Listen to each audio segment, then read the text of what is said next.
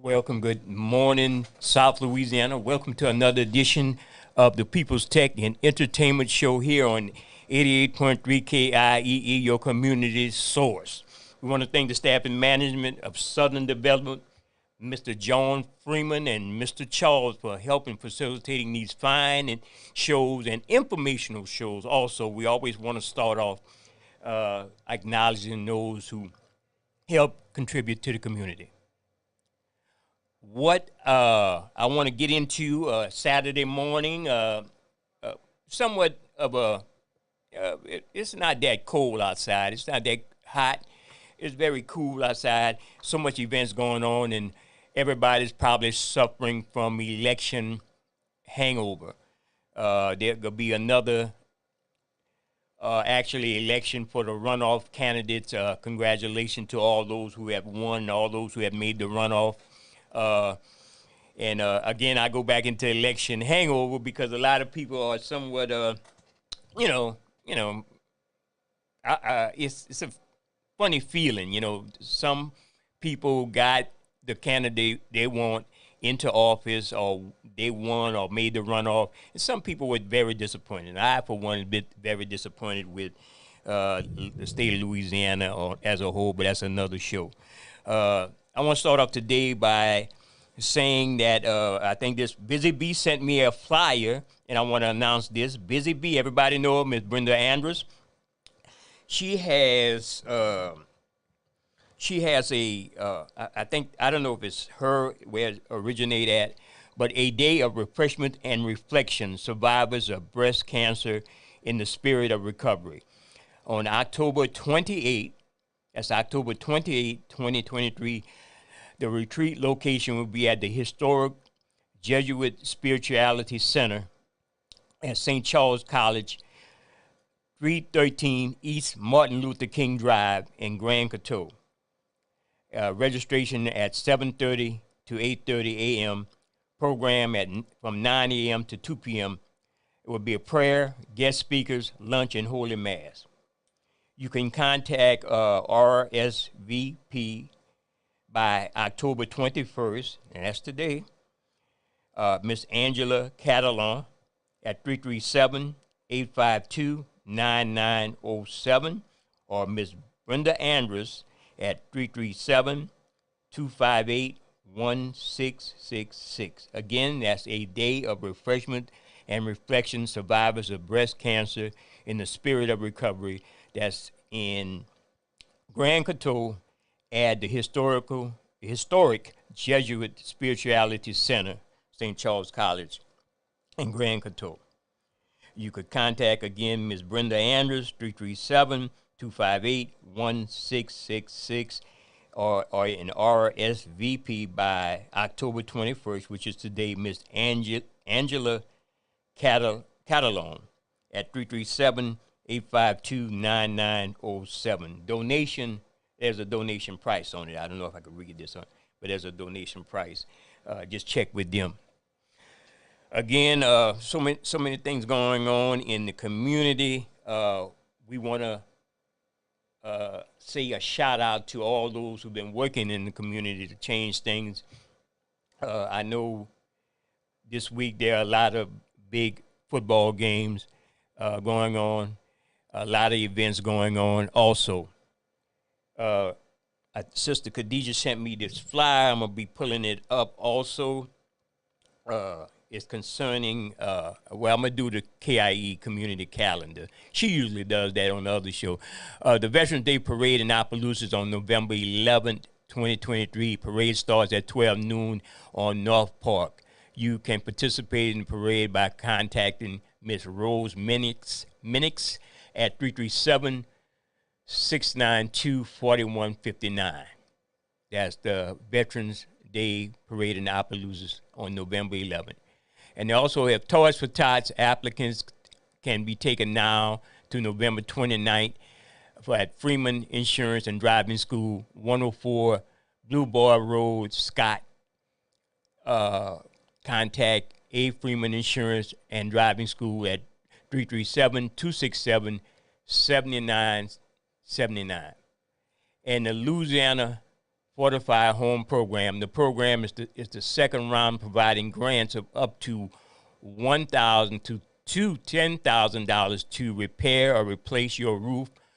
For qualifying information, contact A. Freeman Insurance at 337-267-7979. Okay, that's your KIE updates. And as soon as I pull up Sister Khadijah Fly, we will be rolling on what she was sending me concerning some other events with the veterans, I think the Veterans Administration. So how you guys been since the last time we talked on the People's Tech and Entertainment Show? It's been a while. I want to shout out to Brother Keith, my co-host. He's always on the road. Shout out to Brother Wireless, Community Matters Show on yesterday had featured Mr. Pat Lewis. Mr. Pat Lewis was somewhat unsuccessful in his race for State Representative District 44. And we also want to, I think District 45, District 44.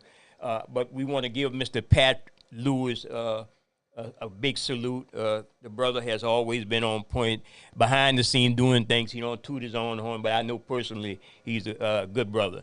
I want to say that. There are a lot of things going on in so much as, okay, let's see. I got it right here, Sister Khadijah. Okay, a night of praise. Celebrating gospel radio host Portia Evans, Friday, November 17 at 7 o'clock at the Spirit of Liberty Church. That's at 2841 Louisiana Avenue. For additional information or to get involved, contact 337-349-9190 or Sister Khadijah at 337-781-1110. Again, you could contact 337-349-9190 or Sister Khadijah at 337-781-1110. That's a night of praise celebrating gospel radio host Portia Evans. Certainly, Miss Portia been one of the inspiration in my life as getting on the radio. I started out as a video activist and started calling her show when she was on the other platform, the corporate platform, and through her and got on Miss Janelle's show. So we want to salute those who try to bring information continually and persistent and consistently bringing information to the community. We want to salute people like Portia. She's going through a very serious situation with her cancer battle. A lot of people are dealing with that. I have a cousin, very close cousin of mine, Miss Agnes Dalcock. May she get well. She's dealing with cancer also. A lot of people we know are dealing with these cancer diagnoses. I know Miss Deanie, husband, is going through a lot. Shout out to Miss Bernadette Stephen, better known as Miss Deanie, the gospel singer. She's been going through a lot with her husband dealing with cancer. So we want to support those families that's dealing with these serious illnesses that are being brought upon them at these times. So certainly that cancer, breast cancer, I think Walk and Retreat with Miss Brenda, you need to check that out. Give support to those who are survivors and might need help down the line. Because a lot of that, when they raise money, goes to helping people deal with those treatments, and some of those institutions needs funding to help people go through these medical situations. So just stay abreast of that and try to support these issues. I want to get into some things concerning artificial intelligence. Again, we've been talking about that for, I would like to think we were the first to talk about it on the community radio station, Brother Keith and I, and we saw this coming about maybe 7, 8 months ago. And artificial intelligence, which is a good thing, and it's certainly a lot of software development is built around artificial intelligence. A lot of breakthroughs in the medical industry, diagnosing of disease, even when it comes to energy situations, like new types of things to power your home, to power your businesses, to power your automobiles. Artificial intelligence is going to play a big role in that, even down to picking your what type of choices you have in school. Artificial intelligence will be doing all of that. So I want to get into this clip about why we should be worried about, most of the callers I talk to, they are more concerned, they're more critical of artificial intelligence. I want to play this clip right quick.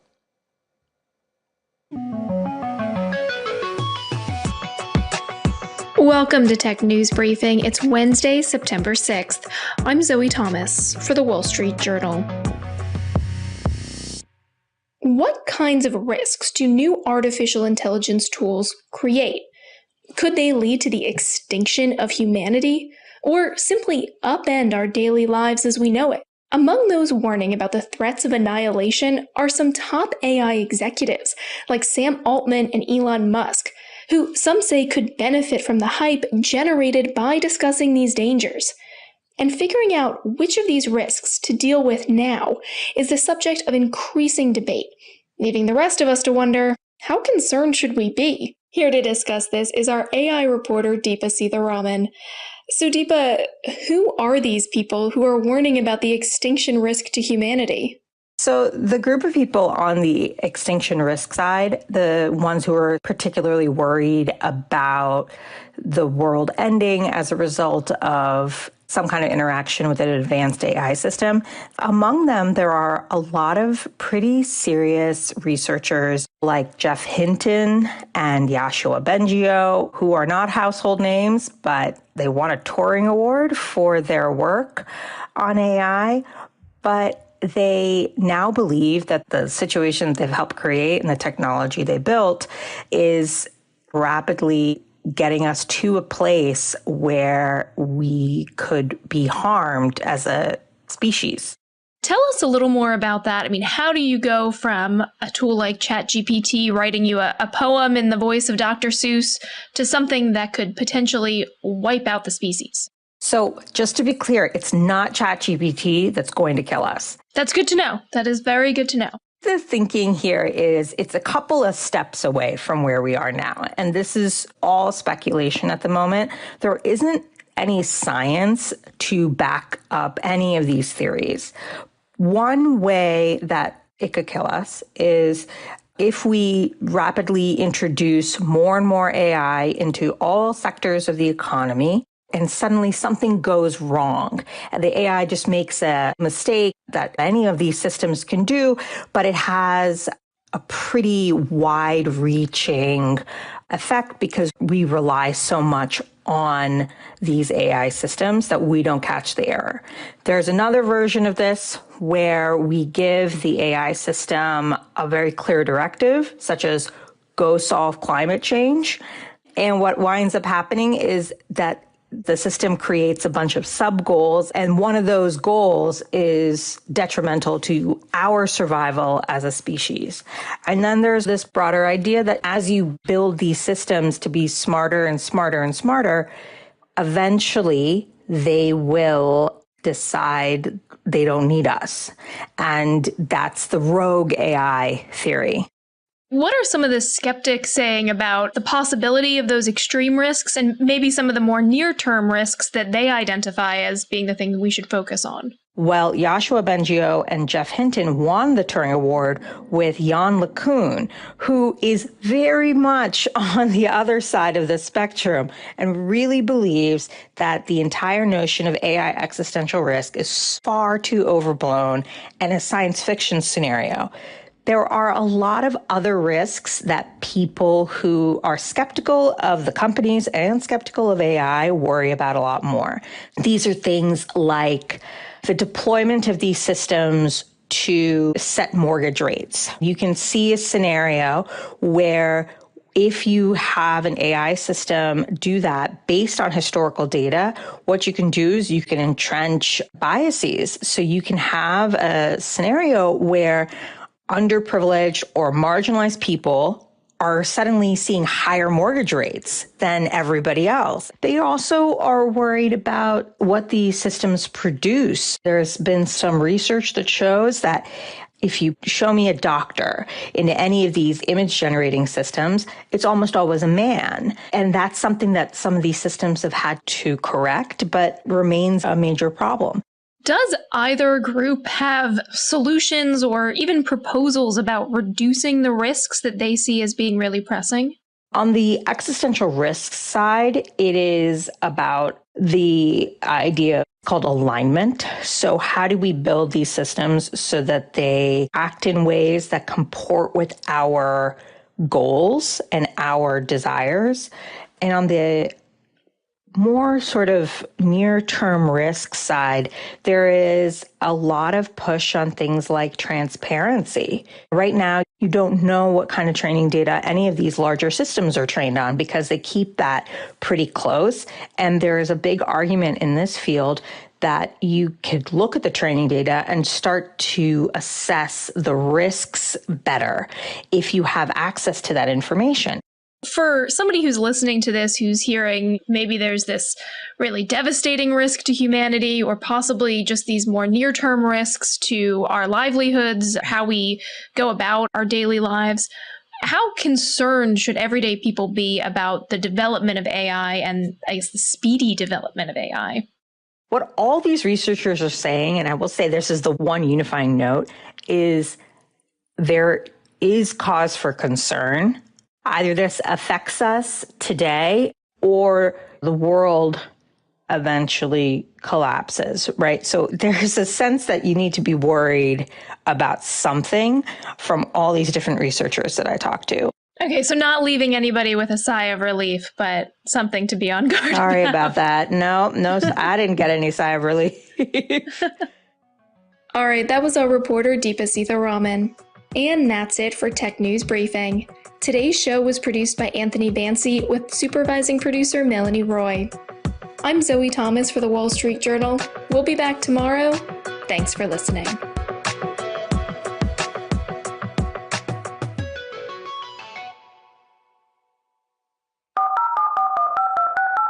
We are interactive and live. Get in the know.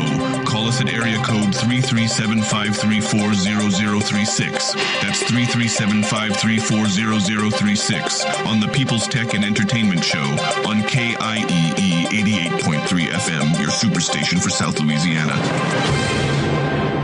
Yes, you just heard that piece about artificial intelligence and what some might predict. And I got to say this. Elon Musk, if he's commenting on that, I think we should take it seriously. Sometimes you still don't know where a person like him, he might be creating the issue of the worry of artificial intelligence in order to invent something that he might say mitigate or block the dangers of artificial intelligence. You don't know what Elon Musk is up to. I'm going to just say that.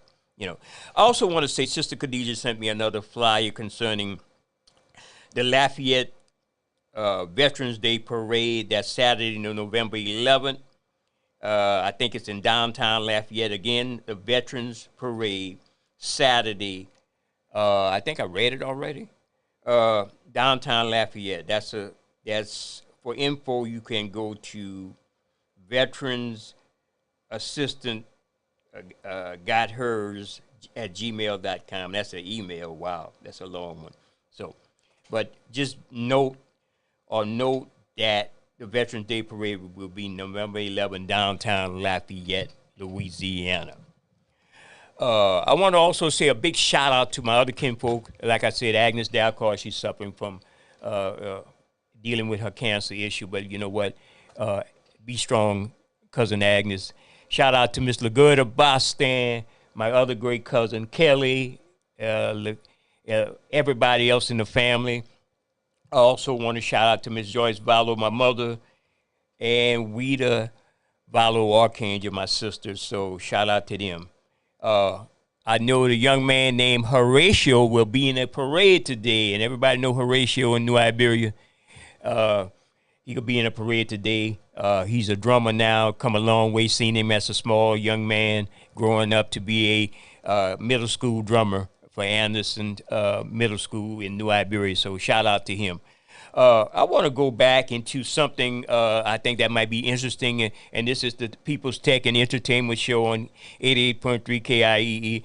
I want to go back into something that the FDA has been investigating along with advocates for looking into why these chemicals affect black women. This article was on USA Today, and I'm going to read it.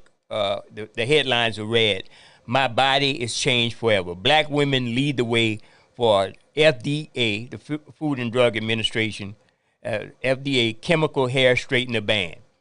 It's a story in the USA Today this weekend.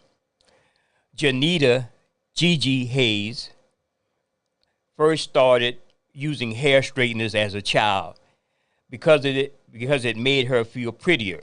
As she got older, Hayes, who is black, continued to turn to them because she felt employers perceived her as more professional when her hair was straight.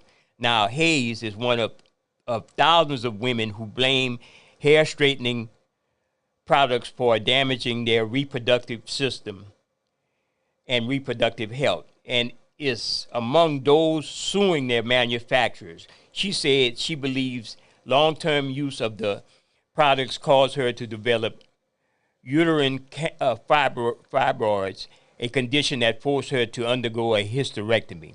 I never realized that long-term use would affect me like this. My body has changed forever, says Hayes, 41 of Birmingham, Alabama. I no longer have the parts that I was born with. The confidence that I had as a woman is no longer there. Start the day smarter. Get all the news you need in your inbox. That's the USA. This week, the Food and Drug Administration said it will investigate the products, which research has connected an increased risk of some types of cancer. Danielle Ward Mason, Hayes' lawyer, said the FDA's decision to turn its attention towards the products is a huge deal. It's about time that someone, a regulatory body, is looking at the dangers of the product. The FDA proposed a rule that would ban formaldehyde and other formaldehyde releasing chemicals from being used in hair smoothing and straightening products sold in the United States. The products have been used most extensively by black women. See, that's the key. You hear that, people? The products have been used most extensively by black women. On hair treatments, the ingredients show up as formaldehyde and formalin or methylene glycol, according to the FDA, and are found in some hair relaxers and keratin treatment products. So, just want to read that short article about that. People pay attention. We're not here promoting or dissing any products, but we certainly dissing the ingredients in the product, just like you see all these commercials for Roundup. And the ingredient in that Roundup and other, what you call vegetation killers, they cause cancers in a lot of workers who work around these things. A lot of that stuff also, when it rains, a lot of those, let's say, runoff ditches on the side of the road are being sprayed to kill vegetation with that same product. And that stuff runs off into the environment, runs off into the water, and runs into the water table. And a lot of that does not get filtered out. So I think it's time for change in the United States when it comes to these type of products that the consumer protection agencies are not really looking at in the light that they will be doing something about it. So I'm so glad that these black women got together and said enough is enough, and the FDA is looking into it, and hopefully will ban these products from being used. You know, Sister Khadija preach about that all the time on her radio shows. So I'm going to this other piece concerning everybody know what EVs are, right? I think I have it right here. We go to the EV, or we go to the we gonna go to the one with the $1 billion high-speed internet issue that Congress and the Biden administration is pushing for everybody to have access to.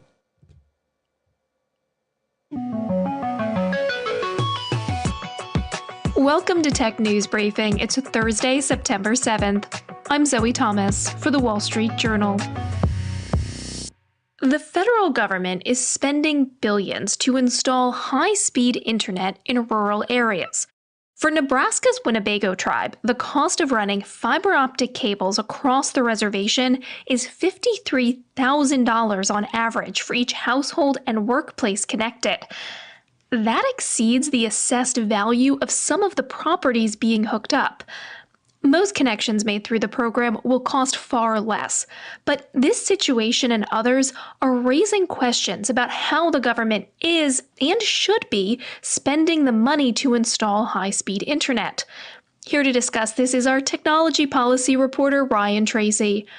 Ryan, can you give us a little bit of background on these efforts to boost access to high-speed internet?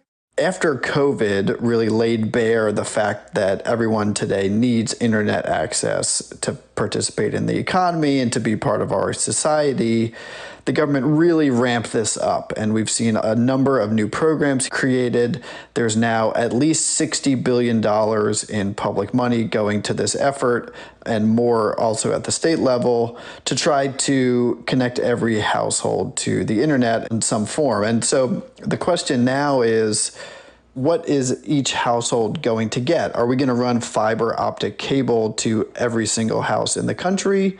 Probably not, because that would cost a ton of money in some cases. So clearly there's some level at which it becomes too expensive to run fiber, and you've got to think about satellite internet or some other option. But the really hard question facing officials is, well, where do you draw that line, and how much is too much for fiber? So that's the big picture.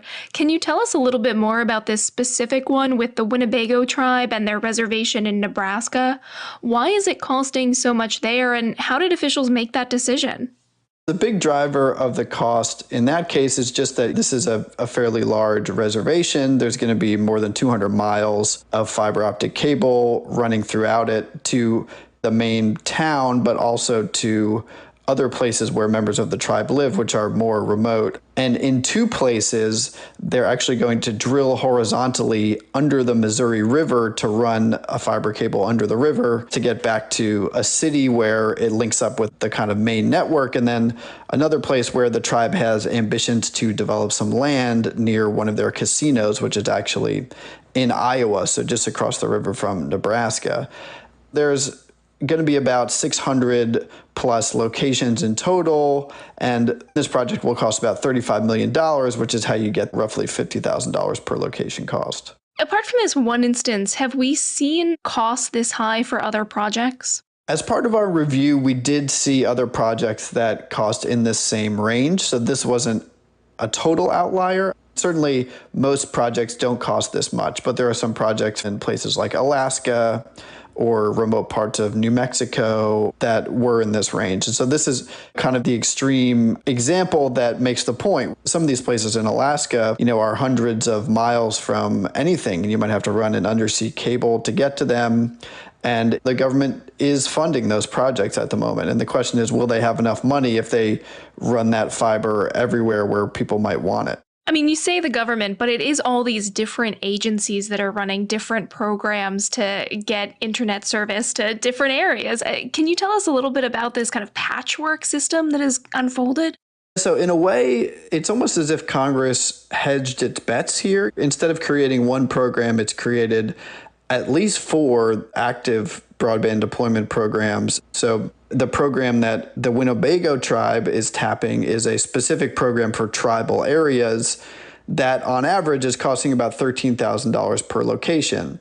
There's an FCC program that dates back to the Trump administration that is more like less than $2,000 per location. And there are other programs from other agencies that are in between. And so we really do see a wide variance that appears to be driven by where these programs are choosing to send the money. Is it a more remote location that's going to cost more?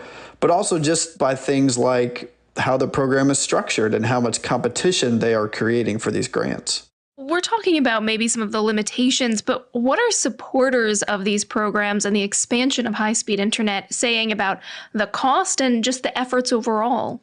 We heard a lot from people in the government as well as people in the Winnebago tribe that they don't think looking at these projects on a per location basis is really the right way to do it. And they point out that there are other benefits of these projects that might not get captured by total dollars divided by locations.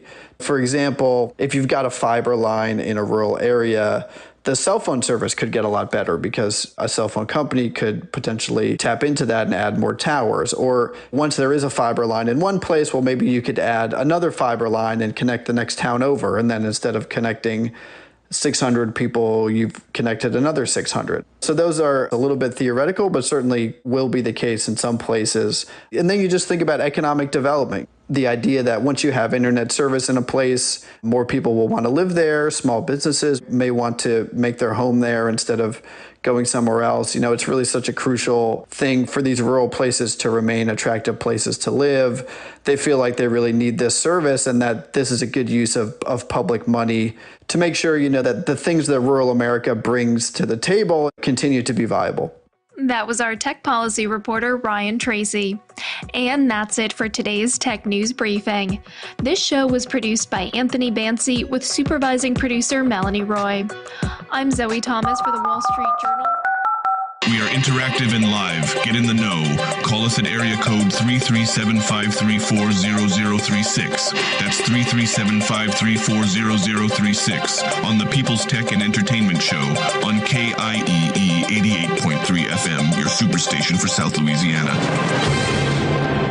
Yes, people, we're back here at the People's Tech and Entertainment Show. We're trying to give you the info on tech and more with a critical eye of tech, and also give you some news and information along the way.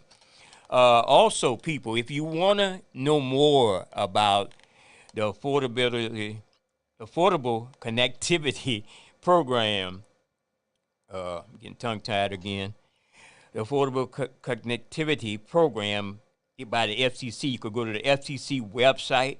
That's the fcc.gov. There's several columns of information in case you want to be in the know about that.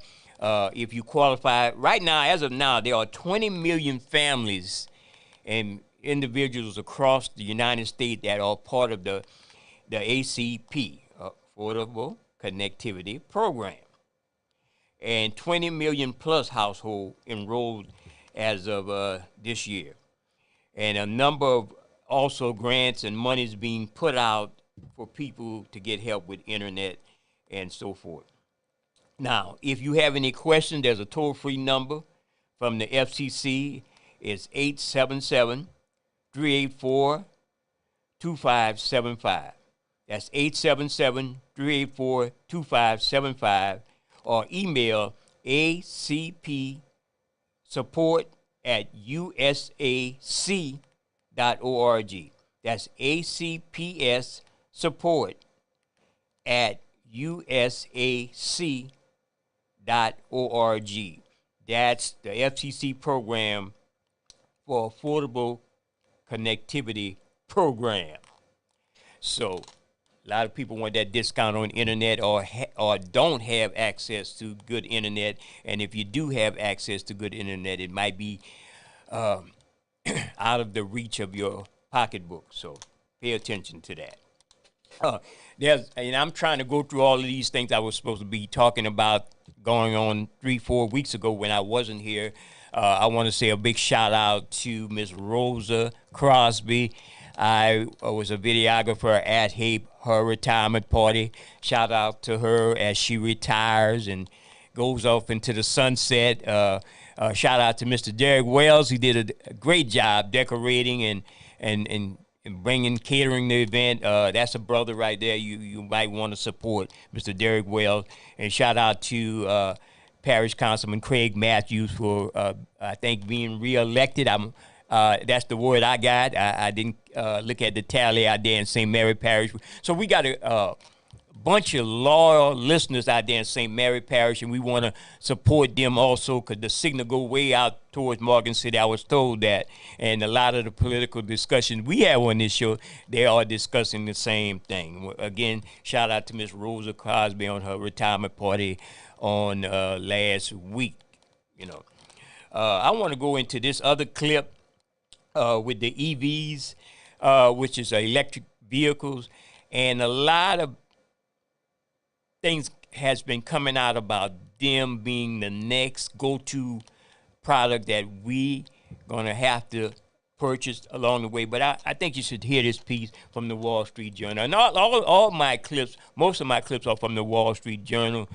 They are very balanced, and they're reporting on the things on tech and it's more in tune to a news report as opposed to being a critic like myself. So I've been in the auto industry 40 years, and I've never seen this kind of investment. $6.5 billion strictly dedicated to EVs. Wedbush says spending on commercial EVs should top $1.2 trillion between now and 2030. We're building the future of the electric vehicle. In 2022, consumers spent nearly $400 billion on electric cars worldwide. The U.S. is expected to add 1 million new EVs to its roads in 2023. And from 2023 to 2027, automotive companies have committed $616 billion in total investments. Meanwhile, these efforts have hit an unnerving speed bump. EV sales are slowing. I was a little nervous about going all EV because my husband has an EV as well. And to have two EVs in the house, it's challenging. I think the main issue is the long distance travel. Yeah. We've been kind of in that situation. You do have to plan. Yes. In August 2023, it took about twice as long to sell an EV in the U.S. as it did the previous January. Gas-burning vehicles were still selling briskly. While slightly more than half of consumers say EVs are the future and will eventually replace combustion engines, less than a third of dealers say so. You have a product that almost every automaker has hinged their future on. The government is really saying, look, we got to go with electrification, but when the rubber meets the road, when people have to make that decision and a lot of money's involved, we're starting to see that that's starting to take a bit of a hit. Tesla has slashed prices dramatically. Sales at some EV startups have disappointed, and companies like Ford have ramped up hybrid production as demand for their EVs has leveled off. So what is really going on, and why? And what does it mean for the future?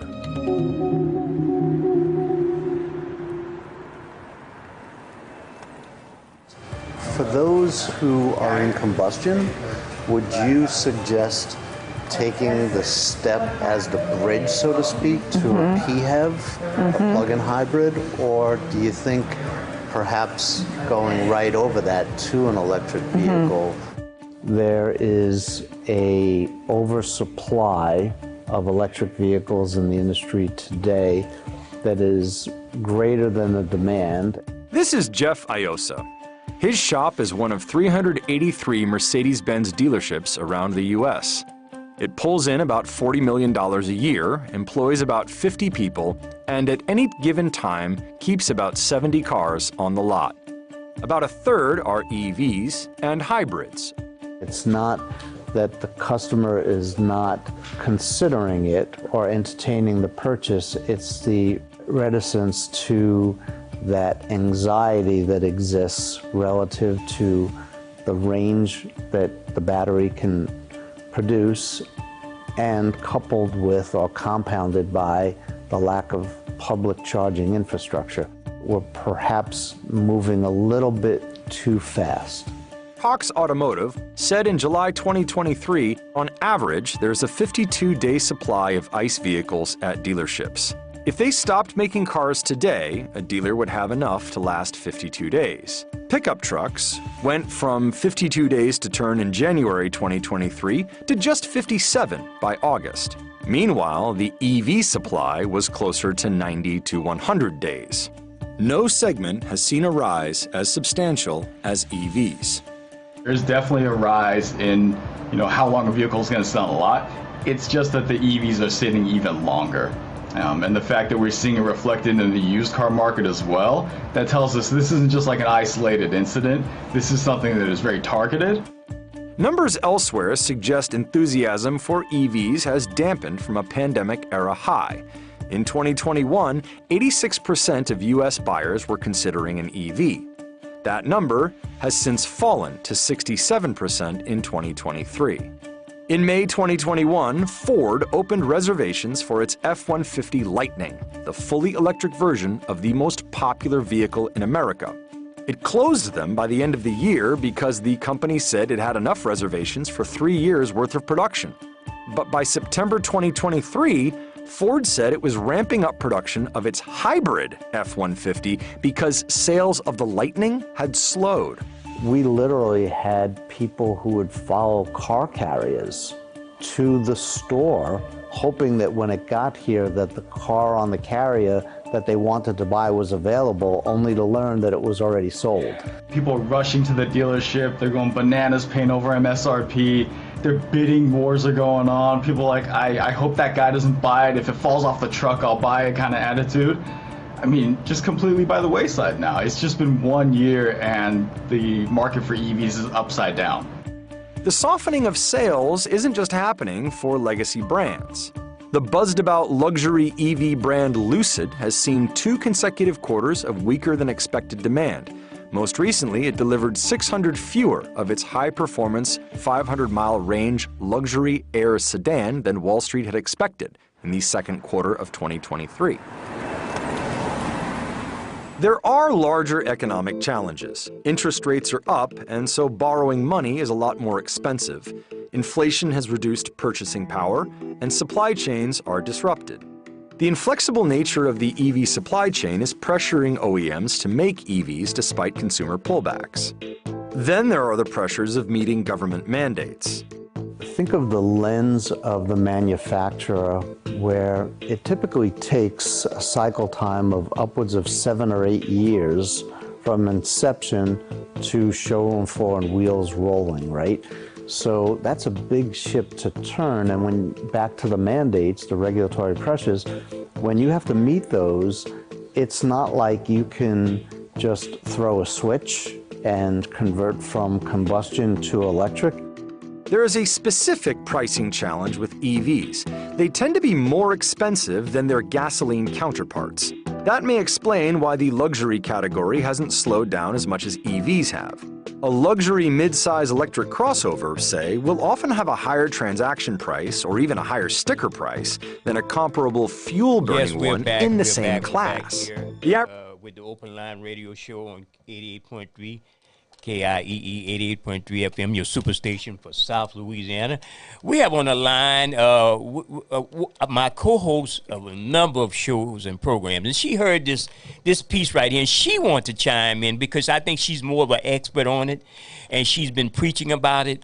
I just read a clip, a matter of fact, a news clip about the FDA looking into banning the chemical hair straighteners and also the chemical ingredients within those certain hair straighteners because of all the damage it has caused women by it. And most of the people who are suffering are black women. Good morning, Sister Khadija. Yes, good morning. Hotel Pobarigani, Assalamu alaikum. Yes, I wanted to say it's about time that they looked into that. I mean, but even when you look at the chemicals, I mean, in our younger days, well, let me say, in my younger days, if my mother wasn't pressing my hair, she was putting a chemical in my hair, and that would hurt so bad. It would burn, it would burn, it would burn. Then you couldn't go outside because the fog would either mess it up or the rain would mess it up.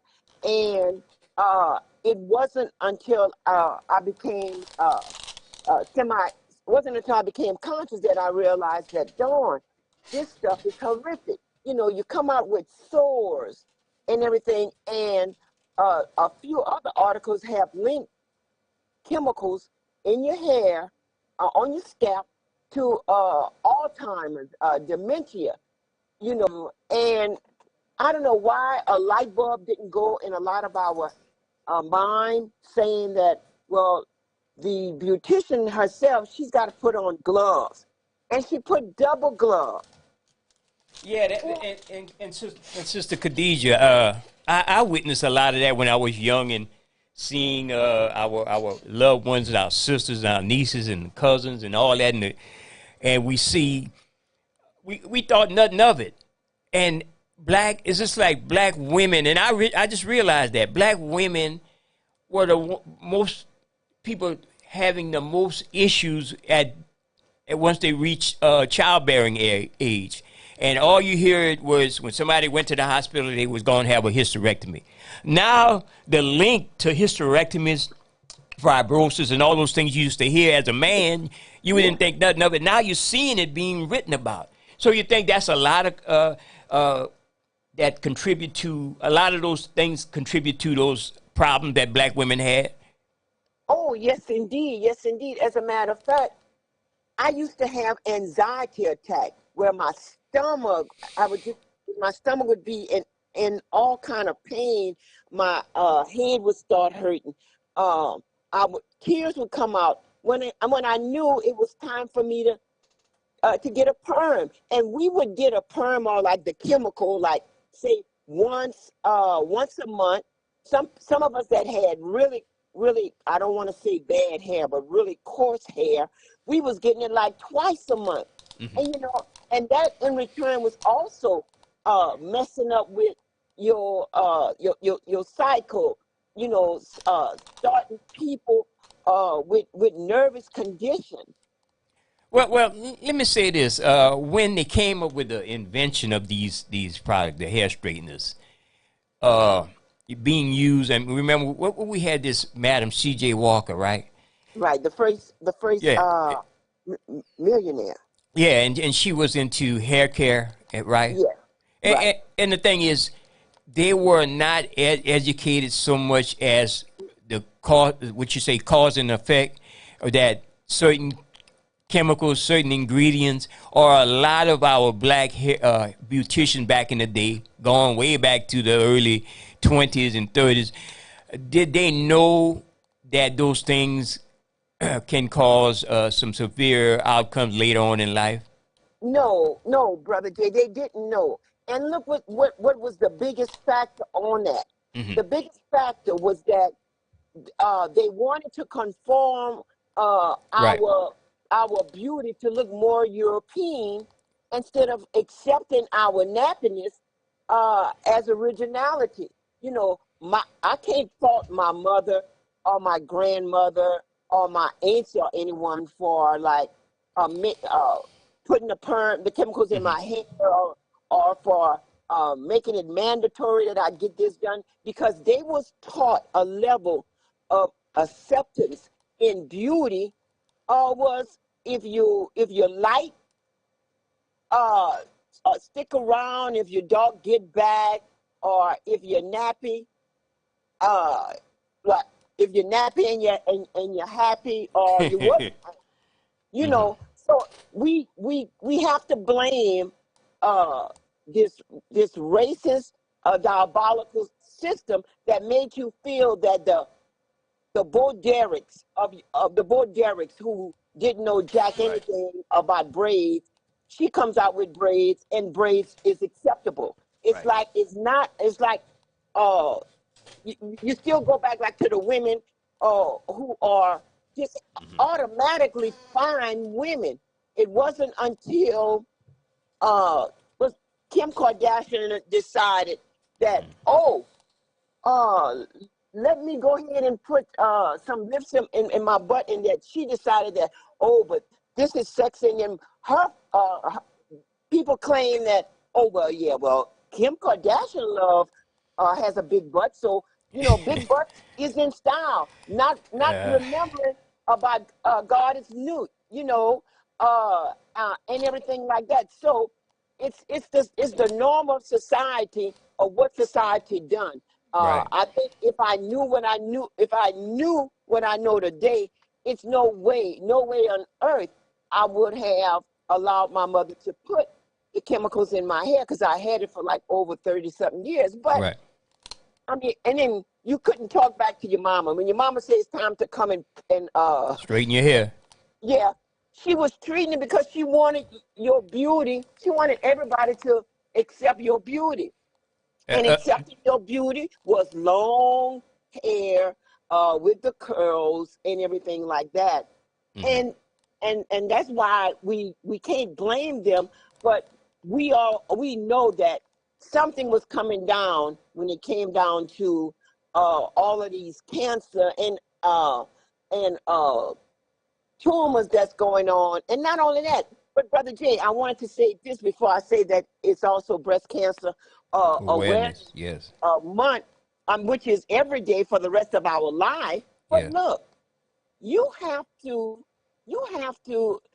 if you remember, a lot of these men and women who had Jerry curls back in the day, those Jerry curls, you Right. could tell that they Right. all bald in the front, on the side, and everything. They are bald because of that chemical. And sister, and yeah, I want to stay on this topic too, because I see I got a couple of takes on it, but I want to say this, Sister Khadijah. We could go in the butt injection, because when you was talking about the big butt and stuff like that, but but look, we going back to this formaldehyde thing. I want to read the chemical name of formaldehyde. It's parentheses CH2O. It's a colorless, highly toxic and flammable gas at room temperature.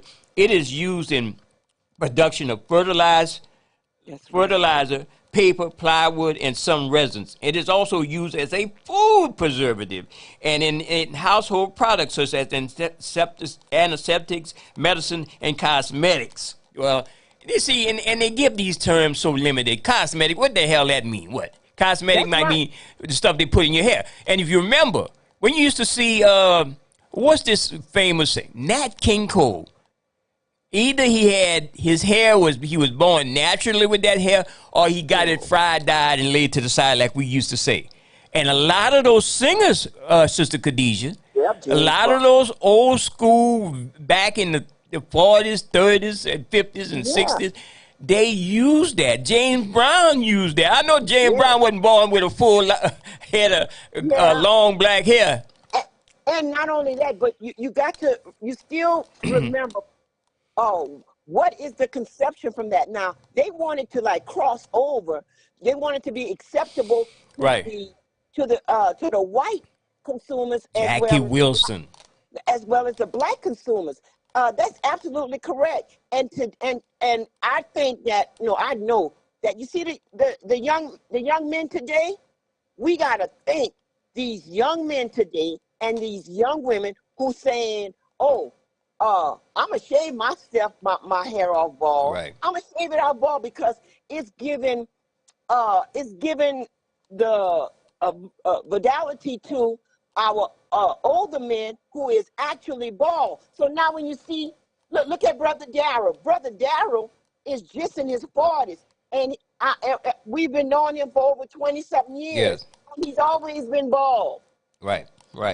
And going back, going back to the cause and effect of those chemical straighteners, we emphasize the women, and I'm glad the black women, according to that article I read, the sister and a couple of other black women around the country is leading the effort to expose that and to have the FDA ban that, right?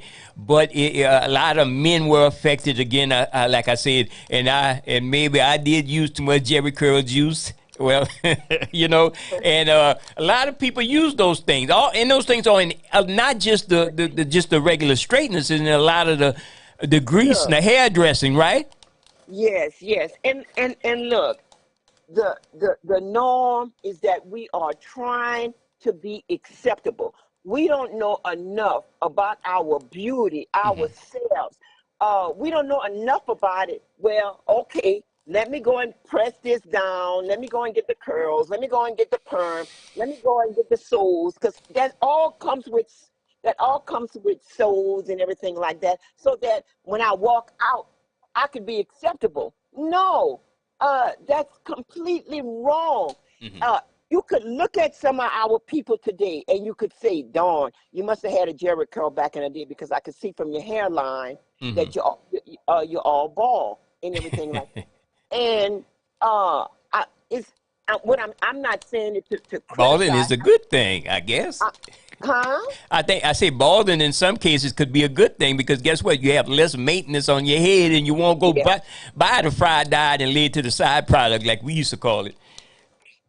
Yes, and you know, another thing, we go from one extreme to another extreme. Well, Sister Khadijah, in Africa, our sisters are dealing with that skin. You know, it's like reverse. A lot of us trying to get conscious like we thought they were, but they out there in Africa, in Nigeria, especially them skin lightening creams that doing a lot of damage to a lot of the people out there popular in Africa. That is the truth. Colonialism, I mean, that is absolutely correct. I mean, the cancer chemicals that they put on their face, on their neck, and where does that come from? That comes from us not being appreciative or loved by ourselves, by our family members. Whereas that's why I'm doing that, and they're doing that to get a husband, to get a boyfriend, but in today's norm, you know, a lot of people are coming natural, or in the process of becoming natural, and it's a good thing, because you never know what else those chemicals doing. Yeah. You never know what else they doing. We have a high rate of cancer in the black community, even if it's not directly related to your hair or say your uterine cancer and your fibrosis and all that, but other types of cancer. We're exposed to all kind of chemicals, the ones we know of and the ones we don't know of. You're absolutely correct. They had one lady that I had seen an article on, and she had said that every time when it was that time for her, she would be sick like a dog, had to just lay down, can't do nothing, crying. And it wasn't until her friend told her, why are you still using those chemicals in your hair? Well, she said, well, I don't want to be around here nappy. But if you're not sick, if you're happy and you're nappy, that fulfills what it is you're trying to do. And she stopped doing the chemicals. And Brother Jay, Marbuck, she was pain free. So you listen to this, asbestos.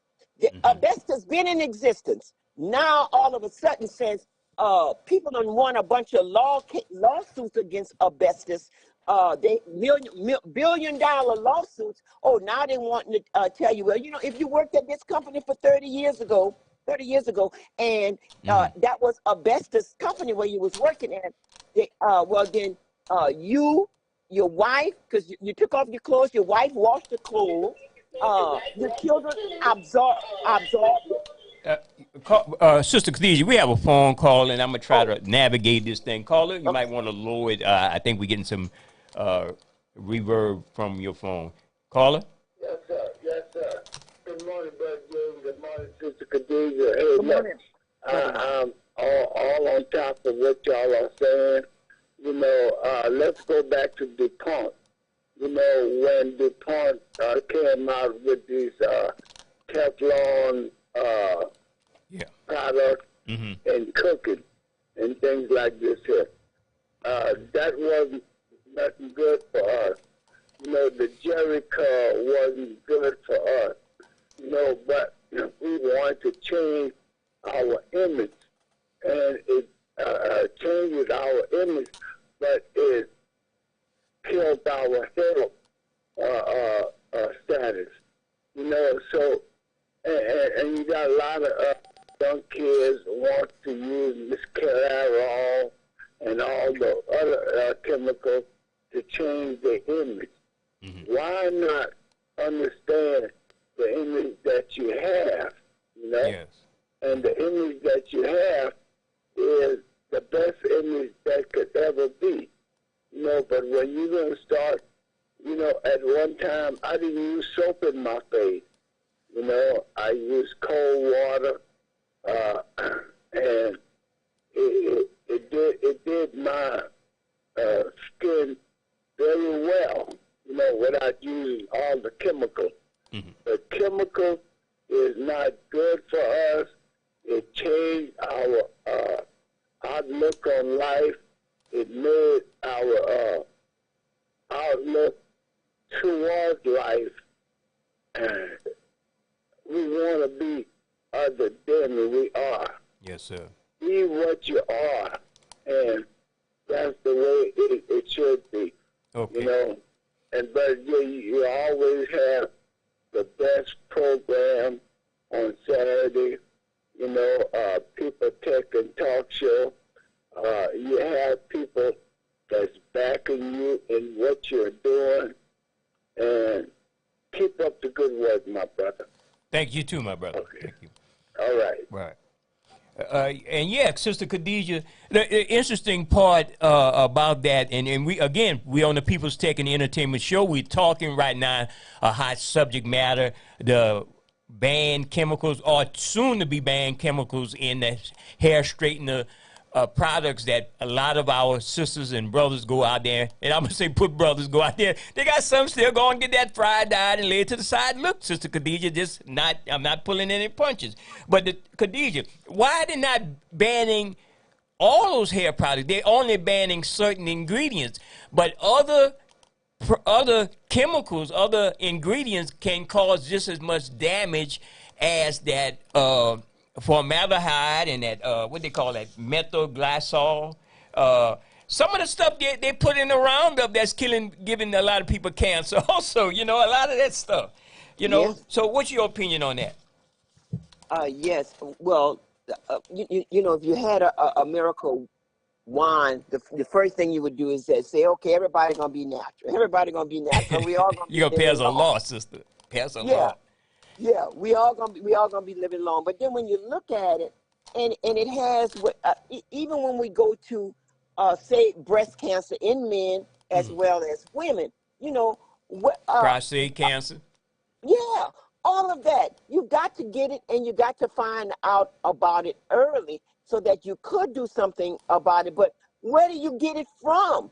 Mm-hmm. I mean, it's just in the atmosphere. I don't live around no chemical plant. Well, the environment, all the chemicals, and I was just giving a real good, simple example.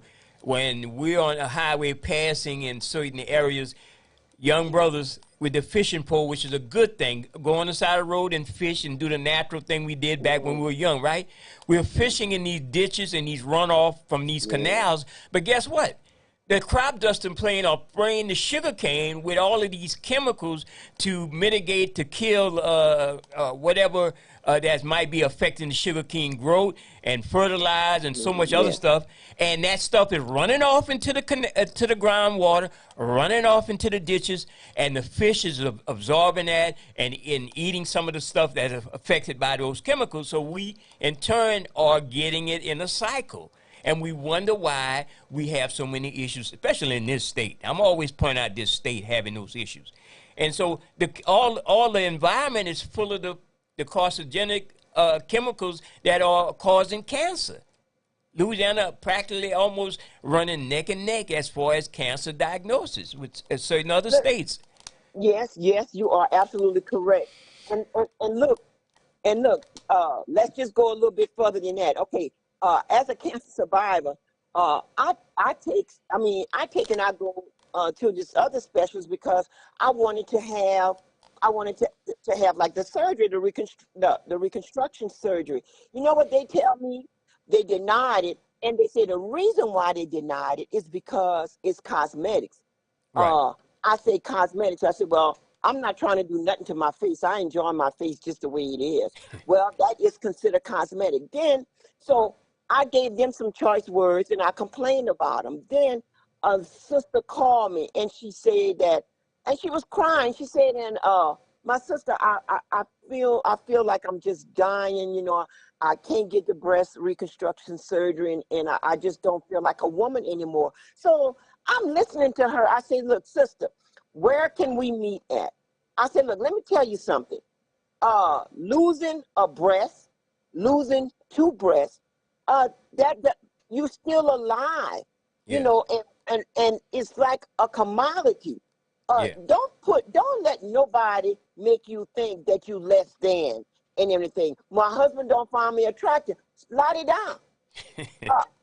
So what if you don't find you attractive anymore? You know, your attractiveness it comes within. You know, I know a good sister that done had several surgeries, heart, several surgeries, and everything. And she is just as attractive as all our doors. And when she tells you about, well, I done had this done, and I'm in pain, you would never believe it. You have to actually see the scars. And her husband, Joe Sr., accepts her just as she is, because they know that body parts does not make a woman. A body part does not make a man. We got to get out of that self-hatred on each other and realize we are children of the high God. We are children, no matter what your religion belief is and everything. We are that, and we have to exemplify exactly what it is that our Savior, God, want us to show. So myself and the sister, we communicate. And you know what we laughing about? We laughing about, about, oh shoot, I can't find my socks. Well, the joke behind that is that the reason why, you can't find your socks because you done roll up your socks so many times and you have socks all over, and you put the socks like right up into the Brazil, just to give you that fullness and everything. Even though they do have that type of Brazil, that's crocheted with 2 breasts or 1 breast, it doesn't really matter. If that's going to help you feel good, then do what you have to do. Another good friend of mine, may she rest in peace, Jacqueline Durack Dudley had breast cancer, and removed both of her breasts. And come to find out, look, I think about her when she said, God, please, let me just go ahead and just put socks in my Brazil and go on. Sometimes you got socks all over, but you just got to think about the humor with it. Yeah, and Sister, the big thing that all of us need to pay attention to, agencies like the FDA hasn't been doing the mandate, meaning watching out for the consumer, watching out for the people. You would have think that because they have a lot of scientists in the FDA, the Food and Drug Administration, that they will understand going back years that these chemicals that we are purchasing, we are spending our money on, are the ones that are killing us, and that's the problem. And I would like to think that those people who are going into office, elected people, should start re-examining the mandate for a lot of these intergovernment agencies that are supposed to be looking out for the consumer. And it's a shame, because they're still selling Roundup. They're still selling situations that could cause cancer with the use of chemicals. And I use the term Roundup, not to go at that one name product, but it's a generic name to give to those vegetation killers. A lot of our brothers who work in yard and maintenance and so forth are exposed to work at schools as a maintenance groundkeeper. They are being exposed to that chemical. I think we got another caller. Okay. You want to answer this caller? Okay. Good morning, caller. Good morning. Caller. They've been doing steroid in food too for the chicken and stuff. Yes, sir. Go ahead. Hello? I guess he was brief. He said they're doing steroids in the food and the chicken. Oh, yeah. They're doing that. Oh, yeah. Sometimes when you go in the store, you see, turkey neck or chicken. You're like saying, damn, how much steroids they put in this? and that's going directly into you, you know. So, but I wanted to say too, the hair industry is a $1 billion industry, and we're not that money is not coming back to us. But I wanted to mention this, and not to be somewhat critical, but you see our young babies, those that are 6, 7, 8 years old, when they putting these braids in their hair, and the braids is they're pulling the side of their scalp, and they're pulling out their follicles, and by them doing that, you're seeing a lot of these young girls that's bald on the side, or you know, and that's from the pulling of the hair, the braids, trying to get that into their scalp. You know, I know we all want to be beautiful, and in our own right, we are beautiful. But don't let you're trying to become beautiful go ahead and mess up your hair follicles for the rest of your life. And I'm so glad the USC, they printed that. I mean, there's articles, and you talked about it on one of your past shows a lot. You talked about it on TV. But having something consistently come out in the community, and that's what we want to do on this radio station, Sister Khadija. As you told me, we got to share this information with the public, because somehow people miss the boat, or they miss the train on these things. You know. Look, Brother Jay, I went to this fast food place, which I admit I do have a problem. I went to this fast food place, and the young lady that waited on me, she had hair all the way below her knees. You hear me? Right. So I'm seeing that, and now you got all of these instruments that's there. You turning your hair around, and that stuff getting caught up. That's a fire hazard. That is so dangerous. Right. If you're gonna go ahead and put the hair all the way past your butt, then put it in some kind of bun or whatever you're doing. But you got to remember that that's not what we're about. What's this singer? I'm More Than My Hair. Remember, this singer has a song out. India.Arie. Yeah, India.Arie. I'm more than my hair. I'm more than my. You know, we got to start thinking like that.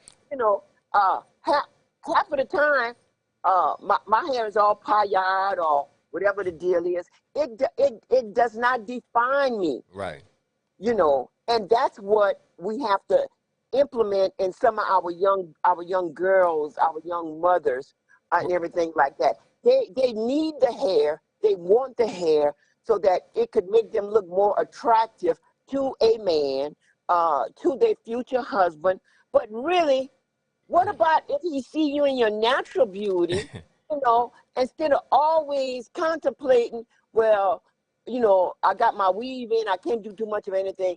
I got these long eyelashes. Several of them has gotten bad infections from them long eyelashes. Well, sisters, everything, and that this culture is driving a lot of this. And who came first, the people or the culture and the people, like the chicken and the egg type thing?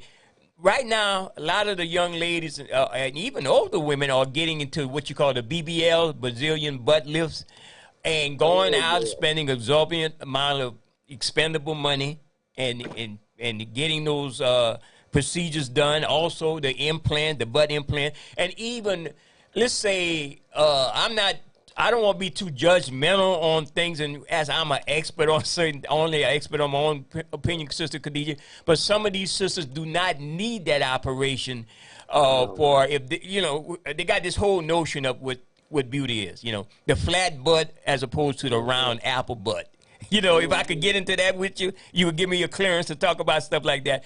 But a lot of people want to go get those things. They don't really need that. And once they do it, they're not realizing how ridiculous looks on their body. And then the fallout, Sister Khadija, the fallout is when they have some type of injury because of those procedures.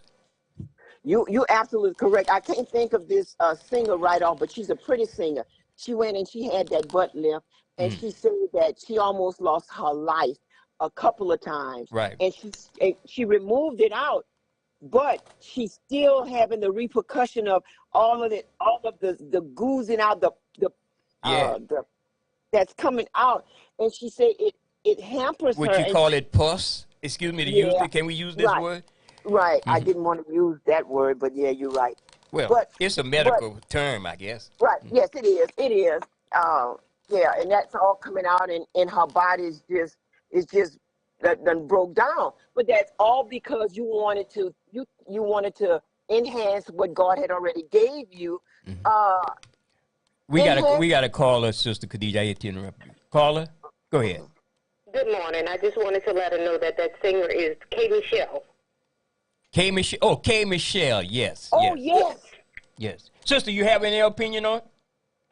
I just think we should live with what God gave us. Okay. Okay. And, using these artificial hair and nails and eyelashes, I just don't think, that make us any prettier. Okay.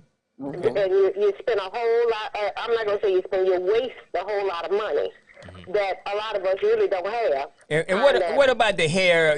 They're finding out about the hair straighteners or has a lot of bad chemicals that's causing cancer in certain parts of women. What about that? What's your opinion on that? I'm natural. I have used chemicals in the past, but, like they say, when you know better, you do better, or you're supposed to do better. So once I learned, then, I removed stop using those products. Yes. Yeah. Okay. Okay. Well, thank you for calling in. We really appreciate you. Have a good day. Okay. Well, Sister Khadijah, you were right on point with what you're saying. And look, I took in when I was going to the doctor, and everything like that. I told him, I said, look, why don't you just take some of the fat from my stomach and stuff like that, and or my butt, and to do reconstruction. So he said, oh no, he said, you're not a good candidate. I'm not a good candidate. And then when he broke down the reason why I wasn't a good candidate, well, he was right. But at the same time, you would put this foreign object in my body, right? To help me look a little bit, to help me feel a little bit better about myself. But you're not going to take my own fat and stuff and do something with that. I have to go and rely on a foreign chemical, and to me that's not good. But like what the sister said, if we believe in ourselves, we know that we are beautiful regardless. It's breast cancer month this month, even though it's breast cancer day every day for the rest of your life, just like you're going to always. Black history is 365 days a week, just like that. And Sister Khadijah, Ms. Brenda Andrews, Busy Bee, everybody knows Busy Bee. She sent me a flyer, say, on a day of refreshment, it's called the Day of Refreshment and Reflection, Survivors of Breast Cancer in the Spirit of Recovery. On October 28, 2023, the retreat location, the historic Jesuit Spirituality Center at St. Charles College, 313 East Martin Luther King Drive, Grand Coteau, Louisiana. Registration at 7:30 a.m. to 8:30 a.m. Program from 9 a.m. to 2 p.m. Contact Busy Bee and Miss Angela Catalon. But Miss Busy Bee, I know her personally, 337-258-1666. So I just want to say that part while you were on the breast cancer awareness. Oh, and Bob, yes, Busy Bee do give out some good information. I think we all need to try to participate. Also, on November the 17th, there's going to be a revival fundraiser for Miss Portia Evans. Portia Evans is November the 17th at 7:00 p.m. At Liberty. I can't. Spirit of Liberty Church. Spirit of Liberty Church. Yes. And all of the proceeds going directly to Portia. We know Portia has cancer, and we want to like just show her our appreciation. Yeah. Now, you know, and everything like that, and keep Portia in your prayers. Khadijah, she was one other that I bothered on her radio show back in the day. You remember that? I remember I would that. constantly call her radio show. I was like our unknown caller who calls our show. I was like him at that time. So definitely, we should appreciate Miss Portia Evans for putting up with a lot of the stuff, shenanigans that I pulled years ago. Yes. And they also have like the Veterans Parade. Mm-hmm. That's on the 11th of November. Right. Right there in Lafayette. And they just want people to participate, to come out and show your support. But I just love the fact, like, my granddaughter just came out. She got an afro out of this world. Mm-hmm. I'm getting ready to wash her hair. And what's so good about it, she said, well, Mama, at school they be wanting to touch my hair. And I tell them, no, my mom said nobody's supposed to touch your hair. They want to touch her hair because one day it might be in some little ponytails, and then the next day it might be an afro. And they're like saying, I wish I could do that with my hair. But all it is acceptance.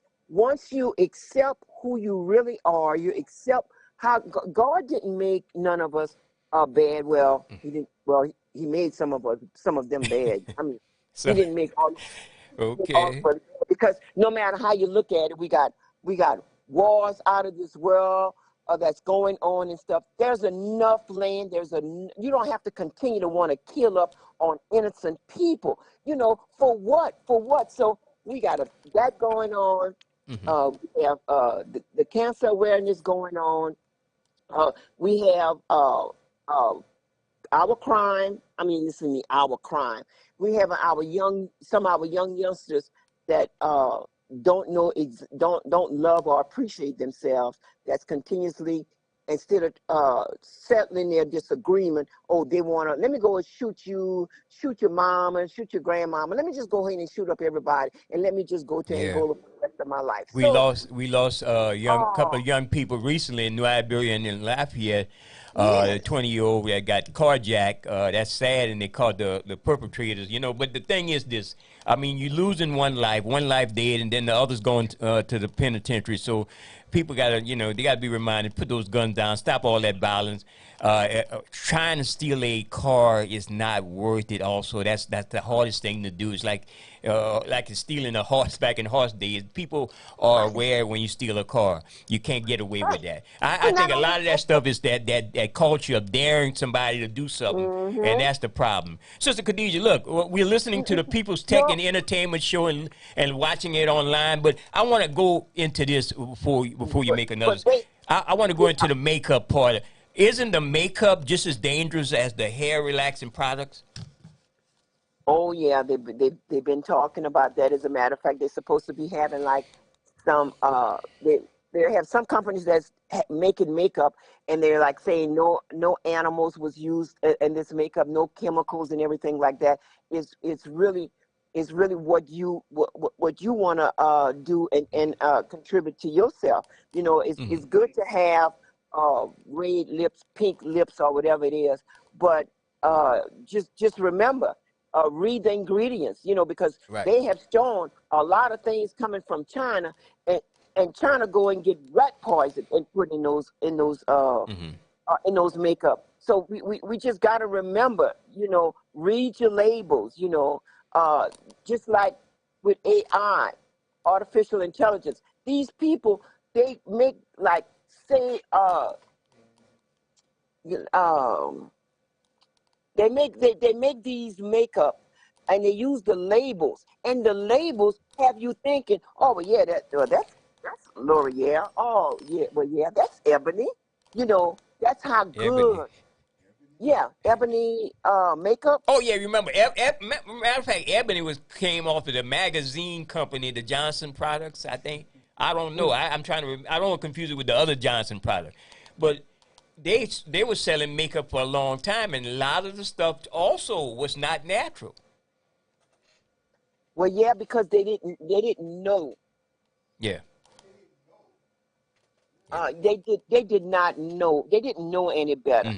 And remember, that company or companies in general, they were in the business of making lamia. I mean, they was in the business of making money. What about hair grease, Khadija, on your research? Natural hair grease. Everyone want to keep. People might have dry scalp, right? Yeah. And people might want to use hair grease because I've used that in the past because I had dry scalp issue. What about that? You should just check the ingredients. Should go for more natural ingredients. Yeah. You check the ingredients, and now we have more Black entrepreneurs that are letting you know this is what's in my ingredient. My ingredient is natural, and it's for our hair, our natural hair.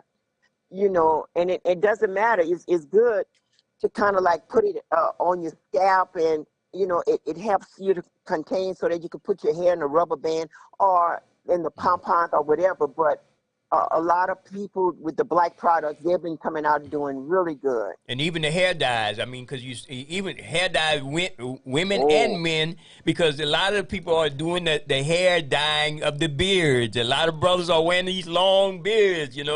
Everybody wanted that caveman look. And they're using these hair dyes to get that gray look, and then that on the side and the black in the middle, or the black on the sides and the gray in the middle. Well, I kind of like the beard, and it doesn't matter to me if it's black. Well, I'm saying the hair dye that they're using. That hair dye. That's the catcher. Yeah.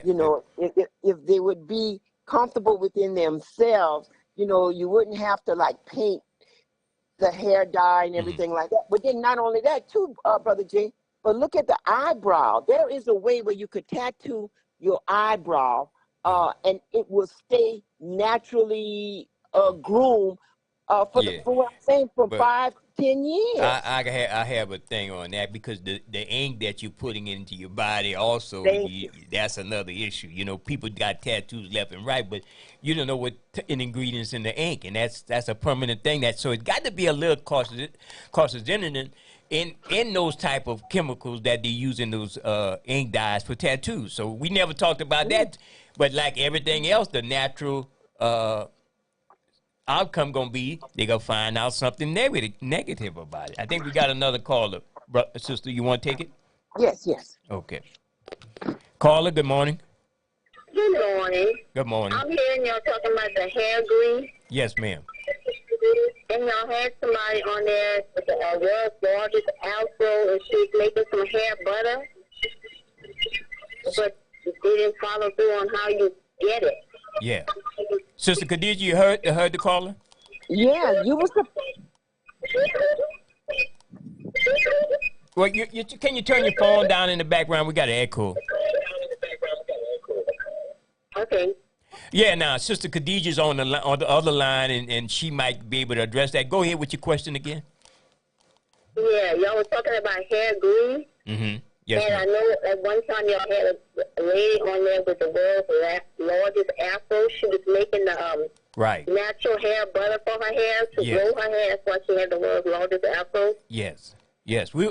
I'll try to get that information again because it's some other people are asking about it, and you could blame me. I haven't been able to get hold, but I think I could get access to the information and to get her. We're trying to get her to come on the show. At that time when she was supposed to come on she came on the radio show. She was supposed to come on the TV show. She had a previous engagement, so we're going to try to get her back on. Okay, all right. I appreciate you listening. Thank you so much. All right, thank you. Bye-bye. And you know another thing that we need to emphasize about Black women, yes, is the fact that they believe in cleanliness. They believe in smelling good. They believe in looking good. And we are some of the greatest consumers when it comes down to buying cosmetics, when it comes down to the different type of soaps and everything. And that says a lot. That says a lot that we want to be able to smell good, look good, and everything like that. And we take it serious. I remember going to this physical therapy, and I would have like an all-in-one bathing suit on. When I left from that facility with my all-in-one bathing suit, look, they had women that was 300 pounds in two-piece, you know. But that's because they didn't worry about their body like the way we worried about our body. It's called being judgmental, and that's what's the order of the day in society, Khadijah. People are judgmental on everything, you know. Right, but then they judgmental and they don't realize that they're judgmental. But then when you see somebody that's out the box, you know, you have a two-piece bathing suit on and you are 350 pounds. If that's not the epitome of what self-esteem is, right, I don't know what is. Right. And again, society is actually running or pushing these so-called unacceptable norms that we call, you know, they normal to them, but that's really unacceptable. And society, culture is the one that's driving all of this stuff, you know. Brother Jay, I don't know if you, I know you do remember, but I don't know. But remember, I don't know if it was 2 Live Crew or whatever who said, baby got back. I'm not no James Fonda. That was some Mix-a-Lot, sir. Okay, if you don't give 2 Live Crew that credit. They were X-rated there, more X-rated than anybody else. All right. Well, when you say 2 Live Crew? 2 Live Crew is more X-rated. That's Sir Mix-a-Lot, though. Baby got back. That's who I'm thinking about. Sir Mix-a-Lot. When Sir Mix-a-Lot came out with that video, and that had to have been like some 25, 30 years ago. I would, because I'm spinning records too. I would be in the club, and these girls would come by, and and you know what they was after, you know, and they would just jam their tail off. That picked up so much self-esteem, you know, to say, you know, baby got back. I don't want nobody flat like a Jane Fonda. At the expense of some other culture, right? Yeah. Well, look, it's up to us to appreciate our culture. I'll see a sister in the store, and I'll say, "Oh, your hair is gorgeous." You wearing that skirt. You know, I'll see a man and I'll say, compliment him. You smelling really good. What type of cologne that is? So I could get some for my husband, because what he have is not working. You know, so you see that and you want to compliment that. You know, sometimes just giving a nice hello to somebody, you know, that has made their day. I've gone places, people open up the door for me. I wasn't used to that. Right, and stuff like that. You know, but it's a nice gesture. It shows respect. And once we could go ahead and define what respect is, how I want for you no more than I want for myself, how I want to see your children go to college. I want to see them in chemistry. I want to see all of this. We need this as a culture. When you see that and you realize, you know what? She is on the right path. She is talking what we need to hear. Yes. You know, too many, we need to have more Black entrepreneurs, but have more Black entrepreneurs where every month we support them. We don't just support them when it's supposed to be Black History Month, the shortest month, when Black History is every day for the rest of your life. We're supposed to support them. Look, I get paid on the 7th. I'm going to come by your shop every month on the 7th, and I'm going to go ahead and purchase your cloth, your African cloth. I will do that, but you have to do that with all Black-owned entities, so that everything can be shared equally. We want y'all in business. We need y'all in business. And a lot of the new businesses and that deals with health and food, I think we have to evolve into being more holistic to get some holistic healing, because we can't depend on mainstream corporate or even the medical corporate world to give us the right information, because, you know, I mean, it's 2024, right? And I'm reading off formaldehyde, formalin, and methylene glycol. This is being put in ingredients in this modern day and age, and people are buying this stuff. So we don't have enough of the information cycle to tell us this stuff is bad for us. You know, it is bad for you. Just like we talk about cigarettes. Cigarettes is bad for you. Well, why not talk about these hair straightening products? You know. Well, yeah, that's what we're talking about. Yeah, I'm just saying they haven't been doing it on a level, because, you know, the issue with cigarettes came out what, some 30, 40 years ago. You know, when was the last time you saw a movie star with a cigarette in his mouth as opposed to acting in a movie? A lot of the iconic photos we have, a lot of people like James Baldwin, he had a cigarette in his mouth. We had a bunch of those stars had that back in the day, but that's the stuff that eventually was their undoing. You know? And Brother Jay, I remember back then where someone would go ahead and rob a pharmacy. They would go in and would rob the pharmacy, and I couldn't understand. I said, well, why would anybody go and rob the drugstore? I mean, but as you've gotten older, as you realize, well, you know, pain is pain, and now you could understand that, okay, now I could kind of understand why somebody would rob a drugstore. But help me out here. A young guy took and went rob a Dollar General, got $200, and he's going to prison for the rest of his life. So when you see things like that, it's telling you it's a dollar store. Yeah. Why do you feel the need to rob it, and your whole life, the rest of your life is gone? I wish there was some type of 911 or 611 or 211 or 411, like Mary J. Blige said. Well, when people not thinking correct, dial 411, and someone gonna get on the phone. Look, I'm in a panic mode. I'm getting ready to go rob this store. Why do you need to rob it? Because I need to pay my light bill. Well, look, don't think about robbing. Your light bill is how much? $130. Come on. You know, we don't have that mechanism for the village like we should have. And I'm telling you, that would deter some of them. If there was a 411 call that you could call when you're in the midst of doing something bad, or even when you look at peer pressure. Peer pressure make you get involved with people you wouldn't ordinarily be involved with. You know, so where are we?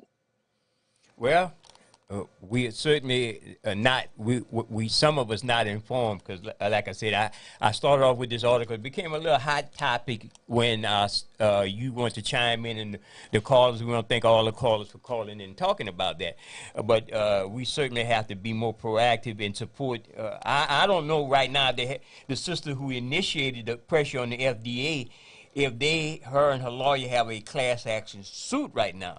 Certainly that will open the floodgates of lawsuits pertaining to uterine and fibrosis cancers once the FDA banned those items. So people pay attention, go and do your research, use Google it, and you'll pull up different articles on that. Yes. That is absolutely correct. Well, again, I want to thank you and your listening audience, and hopefully we share some light. And sister, tell us before you go. Tell us about election. I didn't mean to step over you, but I know you want to get that out. Election again. When is the next election date? Big election date. Isn't it November the 17th or 18th? 18. All right. Yeah. Yeah. It's November. It's November the 18th from 8. No, from the polls open from 7 until 8 that night, and yeah, it's going to be a pretty, hopefully a pretty large turnout and everything, and hopefully it wouldn't be as sad as the governor's race and everything like that, because Mr. Sean Wilson, he was or he still is the better candidate and everything like that, and we just gotta make sure people understand the reason why you need to vote. I mean, with over 20-something thousand that did not vote, black people that did not vote in this past election. In Lafayette or what? Because it's more than that in the state of Louisiana. It's way more than that. Oh no, I was thinking about about last year, but yeah, if we include all over, I know some people they talk against it and everything like that. We shouldn't be voting. We don't need to be in this government. Well, what other government you gonna go ahead and put us in? Well, I'll tell you what, we're gonna have a lively discussion. Hopefully this Wednesday. We invited Mr. Devontae Lewis who served on the Public Service Commission commissioners. And he made some interesting comments on the Roland Martin show. And hopefully we might have Roland Martin chime in too, because he's the one outside of the state of Louisiana who has more had more to say about the Louisiana election. I don't even understand that, why someone outside of the state of Louisiana was so upset with the Louisiana voting electorate, and maybe he's on to something. I'm just saying, sister. Well, no, you don't understand it. I think it's pretty much understandable. I mean, how we got the population, how Sean Wilson don't even come out in the doggone runoff, I'm glad that he's talking the truth about that. I think even Reverend Brown had something to say, but then when you look at who's in charge of that Democratic Party did not put out any signs, and they've been doing that for quite some time. Right. They didn't help the Democratic. They didn't help the party at all. Well, we getting more of the same, sister. That's all I could say. But again, sister, I really appreciate you coming on the People's Tech and Entertainment show, and how that iPhone working out for you. Did it call the SWAT team on you yet? Because that's what they do. I was reading the article that they had this built-in security thing. It calls law enforcement on the owner of the phone for no reason. A lot of glitches on some of these phones, Yeah, that is the truth. And when they always asking you where your location is at, what do you want to know my location from? Well, Apple got that anyway. Even if you turn it off, Apple has it. Oh, they still have it. Yeah, I mean, you turning it off from acknowledging it, but it's still because cell phones are locators. And your phone pings whatever area you in. When we say ping, it acknowledges the signal goes back and forth to know that phone was at that certain geolocation, GEO. That's a location or a term. That cell phone tower know where you at. Even when you have it turned off, huh? Yes. Yeah. Well, in a sense, some cases it might. It depends. What type of phone it is anyway. Golly, and then the killing part about it, they got those doggone phones at $1,000, and they don't even give you the card to go with the phone. Right. It's like I'm gonna go and buy a $100 sewing machine. They're gonna give me the card so that I can run my sewing machine. So some phones are worth more than those cars on the road anyway nowadays. Yeah, it sure is. I got one that the phones are worth more than the car sitting in the yard. Well, it's up to the consumers. If we say you take your Apple stuff, if we say you do this and do that, we're not paying all of this high prices, and then you got us paying high prices with extra taxes, and I'm not getting jack anything. Right. And I wanted to talk about it. I didn't get a chance, but I'm glad we had this discussion. It's a good discussion. We need to have it more with some people along the same lines as yourself, some sisters, Sister Khadija. But Adobe came out with some very exciting AI products, and I'm into the Adobe products for photography and videography. So pay attention to Adobe's new product line. That we'll talk about it next week on the People's Tech and Entertainment show. Yeah, and who is Adobe, huh? Adobe makes Adobe makes Photoshop. And I'm not pushing that one product, but that's a common. It makes Audition for people who edit audio and construct audio. It makes videography, editing programs, which and it makes After Effects, which is the motion graphics part of the software. So Adobe gets got a whole suite of products. Again, I'm not pushing that one product, but I'm just saying you could also use Canva. You could use CapCut, which is free. But a lot of us digital creators want to have access to these type of programs to make our workflow a little bit easier. Well, that's why we paying for it, huh? Well, you paying for it through your phone, Oh, okay. All right. Okay. All right. Okay. All right. All right, Thank right, you. sister. I'm gonna catch you down the line on Okay. another edition. Yes. All right. All Bye-bye. right. There you go. You just heard from Sister Khadijah. Interesting conversation again on the People's Tech and Entertainment Show. Don't forget about the PSAs we read about a day of refreshment and reflection survivors of breast cancer in the spirit of recovery. Contact Ms. Brenda Andrews, 337-258-1666. Also, the Veterans Day Parade, November 11, 2023. The parade starts at 12 noon on North Park in Opelousas. And you can contact Miss Rose Minix at 337-692-4159. And you got the Louisiana Fortify Home Program. The program is the second round, providing grants up to $1,000 to $10,000. And you could contact A. Freeman Insurance, at 337-267-7979. And also there's a celebration for Portia Evans. I don't have it right now in front of me. Just contact Sister Khadijah at 337-781-1110. That's Sister Khadijah for the salute to Miss Portia Evans, the fundraiser for her. She's going through some very serious cancer issues. Shout out to my good cousin Agnes Dalcar. Hopefully she's recovering. I really appreciate you, cuz I haven't been out to see you, but I will be out soon. Again, pay attention to all the events going on in the state of Louisiana. Pay attention to the issue with voting. Educate yourself on the issues. And until next week, we'll see you on the People's Tech and Entertainment Show. Get up! Let your body